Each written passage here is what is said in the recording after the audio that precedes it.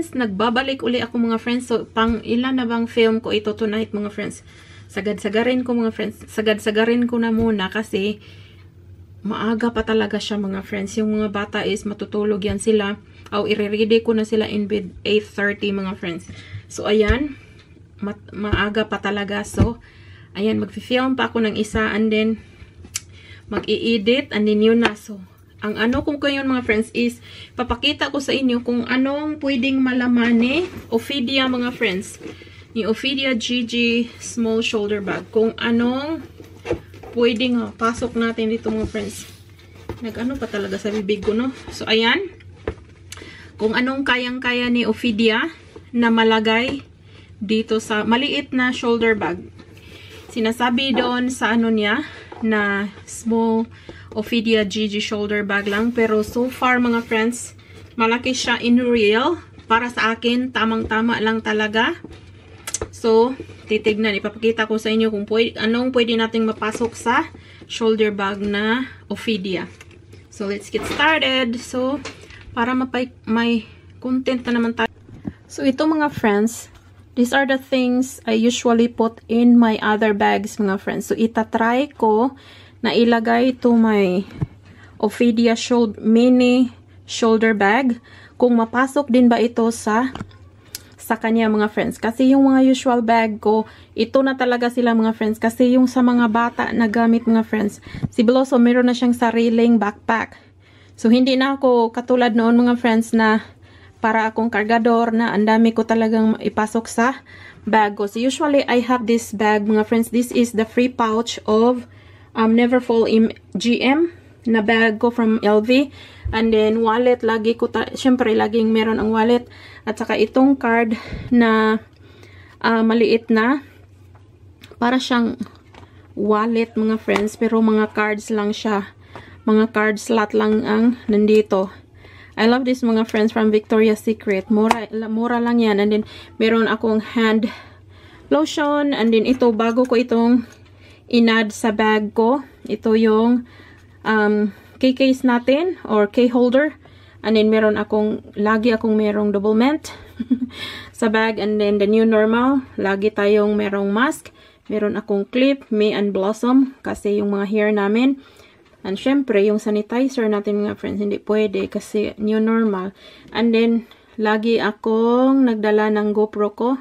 Kasi itong malaki mga friends, hindi ko na ito dinadala when I'm outside. And then meron akong extra battery. Ito yung free ni Louis Vuitton na perfume nung binili ko si GM na Neverfull. And then meron akong shades or yung glasses ko. At saka maliit na mga friends na lip balm from the YSL last December gift ni Daddy. And then ito lagi kong dala yan mga friends kasi pag yung mga bata ko mga friends may allergy, ang eyes ang tinitera. So yan ang lagi kong dinadala. At saka ito, meron akong laging what is this? Menthol camphor na eucalyptus mga friends from Efficacent. Bago ko lang yung nakita sa what is this, sa Filipino store. Pero usually mga friends, meron akong malaki dito. Transfer ko lang dito sa maliit na. I thought this is the smallest bottle that I can put my camphor menthol mga friends. Diba pag sinisikmura tayo or yung nahihilo ka, kaya lagi talaga akong meron. I'm so happy nakita ko to mga friends. Medyo mahal siya kasi $7 ito sa maliit na tube na yan, pero at least makatulong yan pag nahihilo nga kayo or yung sinisikmura kayo. So lagi talaga akong ganyan mga friends, kahit hindi nung wala pa akong anak, lalo na nung meron akong may anak na mga friends, lagi akong nahihilo or sinisikmura. So, hindi talaga pwede yan. So, let's see kung kaya ba itong ipasok ni Ophidia.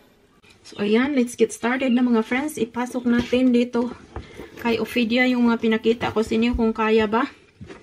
So, first thing mga friends, why meron akong ganito is meron akong konting negosyo-negosyo mga friends. So, nagpa-porcento ako mga friends last year. Nagsimula ako last year kasi yung kaibigan ko ang sa akin na why not na mag-try ka kasi yung mga katrabaho daw nila, it's meat company siya mga friends in here na maraming Filipino. So, sabi, doon daw sa workplace nila, mahal daw, 10 to 15% ang nagpapautang doon. So, sabi niya sa akin, why not, itatry natin, gusto mo, meron akong makakilala na pwede kong i-recommend sa iyo as a client. So, sabi ko sa kanila mga friends, itatry ko, last September ako nagsimula, sabi ko, itatry ko kung okay ba siya. So, ang sa akin mga friends is 5% lang. So, yun ang ano ko sa kanila. Sila yung nag-ano sa akin mga friends. Hindi ako, wala talaga akong idea, wala akong plan na maganito. Nagpa-porsyento ako sa sila. Sabi sa akin, sige nate, kahit kunti. And then, makatulong ka rin. Sabi ko, sige nga, titignan ko. So, ayun mga friends, nagustuhan ko naman siya so far. Okay naman kasi magaling silang magbayad mga friends. Kasi every 2 weeks. Kasi yun ang, bi-weekly kasi ang anuhan dito. Yung, what is that? Yung sahuran nila. Diretso na agad sa account ko. So, yun ang nakaganda kasi responsible sila kasi nagtatrabaho nga sila. Tapos, ang hinhawakan ko mga friends, sila din ang nagsabi sa akin na yun daw ang mga requirements, ganun. So, photocopy of their passport, at saka phone number, at saka yung address nila. So, yun lang talaga mga friends. Pero, ako lang talaga mga friends, I trust them talaga kasi mga Filipino, at saka nagtrabaho sila in a company. So, kaya daw nagsimula mga friends. So, meron akong mga collection dito. Kaya, nandito talaga sa akin ito kahit saan ako aalis mga friends. Dinadala ko ito kasi meron akong, ayoko kasing mag-iwan sa bahay mga friends kasi in case na of emergency, na may kawatan or ano, or lagi ko talaga itong dala-dala in my bag mga friends. Kaya meron akong ganito. So, ayan yung mga collection ko dito. Ayan, nakalagay sila dyan. Yung mga collection, yung natin kada sahod. Kasi merong dalawa na cash sila mga friends kasi sabi nung kaibigan nila, ayaw na daw nila nung mga online banking. So, dalawa lang. Pero yung iba, online banking na talaga, dire-diretso na. So, let's see kung mapasok ba ito mga friends. So, yun ang bago kong pinagkakitaan kong baga mga friends. So, ang ano ko din sa kanila is limit lang talaga until 1,500 kada tao mga friends. Ang pwede kong mapapautang sa kanila. And then, 6-month payment yun mga 6 payments yun mga friends. Hindi 6 months. 6 payments every salary nila. Kasi twice. So, bali, every month, 2 beses silang magbayad sa akin. Kasi twice a month or bi-weekly yung sahuran. So, yun. So, ayan. Tinatry natin ipasok dyan. Ayan. And then, wallet. Kaya ba ni Ophidia mga friends? Hindi ba siya bulky? Basta sa isang bag ko, kayang-kaya itong kunti lang naman yan mga friends. And then, ito is nilalagay ko in the small pocket. The small pocket inside na may zipper. At saka si peppermint. So, ayan. Ayan, napasok na si peppermint. And then, dahil wala akong maliit na pouch, kasi magbubulky na siya kung may meron pa akong maliit na pouch. So, ayan yung mga maliliit na lip balm at saka yung pang ano natin sa kabuhian ng mga friends ba or sinisip mura. So, nilagay ko lang yan in a small pouch also. And then, this one as well. My clips and blossom. Kasi lalo na pag mahangin mga friends. And then, tama na to dito kasi baka maano yung zipper. So, ayan, na-close ko na yung maliit na compartment dyan. So, ayan. Next will be the card holder. So, ayan. Card holder. And then, yung ano natin, yung hand cream natin. Pwede pa yan dyan. Dito sa likod. And then, syempre, itong mask natin. Easy access. And then, yung sanitizer natin. And then, itong perfume ko, pwede ko pang ipasok dito sa, pwede pa dito, pero okay na yan. Ayan, napasok din siya so far. And then, ito yung eye drops namin sa mga bata. And then, yung GoPro. I don't know kung ma-close pa to mga friends. So, titignan natin kung anong kaya ni Ophidia. And then, extra, ipasok ko yan sa maliit na zipper para hindi siya mawani. At saka kung kailangan ko, mabilis lang siyang hanapin. Plus, shades or yung glasses ko, it's either. Kasi pwede ko naman itong ilagay doon sa, sa car. At saka phone. So, ayan. Be, masarap pa kayo itong mga friends. So, nakita nyo yan. Yan yung kalagayan ni Ophidia dyan sa mga pinasok ko. Ito talaga yung lagi na nasa bag ko mga friends. Every time na lalabas ako. So, let's see kung ma-close ba. Ma-close naman siya mga friends. Ayan. Kung andito lang ako sa city namin, hindi ko ito i-ano kasi medyo mabigat siya. Kayang-kaya pero medyo ano siya. Ayan oh. I'm worried handle. So, ayan. Pwede siya lalo na pag nagta-travel kayo mga friends or nag-out of town kayo na yun talaga ang gusto mong ilagay dito. So, yan. Ayan. Pwede siya. Pwede pala. So far, so good naman si Ophidia mga friends. Kaya-kaya niya ipasok yung mga andito na nilagay natin. At saka, hindi din siya too full. So, ayan. Yan. Organized pa siya.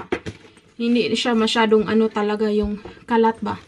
So far, so good naman pala si Ophidia mga friends. So, what's in this bag? So, ayun siya ang napasok natin kay Ophidia. So, ayan. So far, so good. Hindi talaga ako nagsisi na ito yung pinili ko. Kasi, yung other choice ko talaga is yung Marmont ata. Marmont ba yun? I'm sure the Marmont, hindi magkasya si Marmont. Yung nilagay ko dito kay Ophidia shoulder bag. I'm sure it will not hindi siya mapasok kung baga kung yun ang pinili ko. So, I have no regret of this. I'm so thankful na ito yung inano ni Daddy na pinili niya. So, ayun. Pero tinignan ko yung mga friends ba. Totoo pala talaga kasi nakikita ko rin yung ibang YouTuber na yung mga bumibili ng mga high-end brand. Ang Louis Vuitton nag-increase pala talaga. Tinignan ko yung Neverfull GM kasi yung sa akin mga friends, Neverfull GM kasi yung pinili ko kasi kunti lang talaga ang difference niya. 1,800 ata ang MM and then ang GM is 1,900 that time. Daddy bought that for me last birthday, May 30 yung birthday ko. Yun ang gift ni Daddy sa akin. Yung pagbili niya mga friends kasi kasama andun ata sa video ko. Nung binili ni Daddy yun mga friends, it's 1,900 pa siya. Including the tax is 2,100 na siya, including the tax. Now mga friends, tinignan ko siya is 2,570 na siya mga friends. Ang Neverfull na, yung pinakamalaki yung si GM. Sabi ko kay Daddy, wow Daddy, ilang months lang, malaki na yung tinubo nila mga friends, yung in-increase nila. At saka yung wallet ko, walang nabago kay itong, what is that? Itong wallet ko kasi tinignan ko siya ngayon mga friends. Ganon pa rin siya, 630 pa rin siya ang price niya. Kasi may ibang doon, may ibang mga, meron silang selected brand sa Louis Vuitton na nag-increase talaga siya, including the Neverfull na yung mga bag na in-increase talaga nila. Ang laki ng increase nila. So far, this one, kasi sabay ito na binili ni Daddy. Itong wallet ko at saka yung Neverfull bag ko na GM. We're so thankful kasi pa siya mga friends, mura, let's say mura pa siya than compared to the 2,570. Ang laki talagang increase niya mga friends. Kaya pala sabi ko yung mga nakikita ko yung mga sa YouTube na meron talagang nag-increase what is that, si Louis Vuitton. Pati yung mini pochette nila mga friends, pochette na accessories. Before, 400 plus lang yun siya mga friends. 450 lang ata. Ngayon, it's 515. So, 100 plus ang not including tax pa yan ha. So, meron talagang changes ni Louis Vuitton. Akala ko, kasi hindi yan sila mag-increase mga friends. Kasi nga, di ba wala yan silang sale pag mga, Pag mga ganyan, minsan meron. And then, sabi ko, tinignan ko, hala, oo nga, totoo pala talaga. So, ayun, I'm so happy and lucky na nabilhan ako ni Daddy last summer. Last May yung sa birthday ko.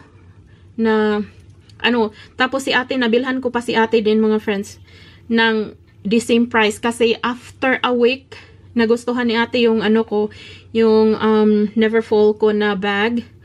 Sinabihan ako na gusto niya, nabilhan ko pa siya the next week.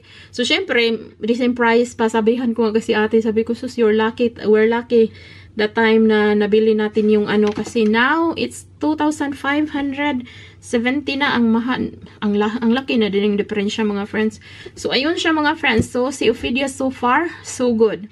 Kasi marami siyang malagay din pala, mga friends. But then, we need to be very careful with the shoulder handle. Kasi, pag mabigatan siya, mga friends, syempre mag-stretch yung natin, yung leather. So, ayan. Pero kung wala tayong choice na, syempre kung pupunta tayo, mag-out of town tayo, or pang traveling nyo, syempre, ipasok talaga natin dito, yung andito. Kasi yun talaga ang ginagamit ko everyday. Kasi pag in the daily use, mga friends, hindi naman, syempre hindi ko rin gagamitin tong mga ganito pag within the city. Minsan, pag meron kaming mga lakad-lakad, syempre ginagamit ko. Pero pag andito lang kami, I'm within the city, syempre yung pang-rugged ko na bag na pwede kong mapasok kahit mabigat, hindi tayo so yun ang ginagamit ko. So anyway, mga friends, maraming salamat sa pakikinood pa rin sa akin. Kasi naka-film ako ng madami-dami tonight. Excuse me. So, I'll see you again in my next vlog. Bye. God bless.